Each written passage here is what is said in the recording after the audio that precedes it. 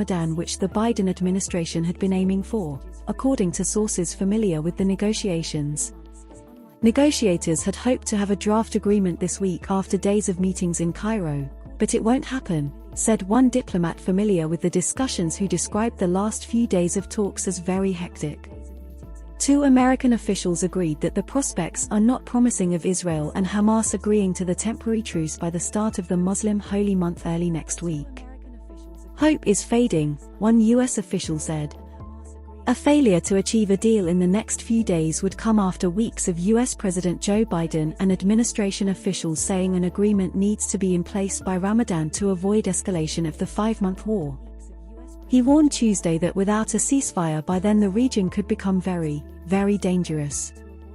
Representatives from Hamas, Egypt, Qatar, and the United States had gathered this week in the Egyptian capital for more talks while Israel refused to send a delegation because Hamas has not yet provided a list of hostages who are alive and dead, a recent demand by Israel.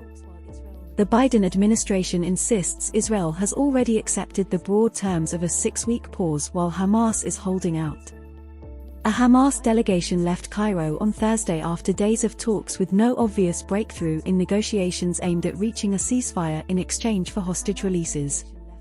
Egypt's state-run Al Qahira News, citing a senior source, said that the delegation has left to consult on the proposals, and that negotiations will resume next week. "It's in the hands of Hamas right now," Biden told reporters on Tuesday as he boarded Air Force One. He had raised hopes last week saying that a ceasefire could be in place by this past Monday, a prediction he later admitted was unlikely. One thing the administration and Hamas agree on is the desire for a temporary, 6-week truce to turn into a permanent ceasefire without a resumption in the fighting.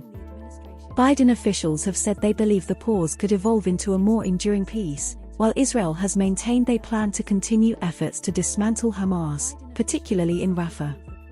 Hope is not lost that a first phase could be launched soon, the diplomat cautioned, saying they believe an agreement could be possible in the first week or two of Ramadan.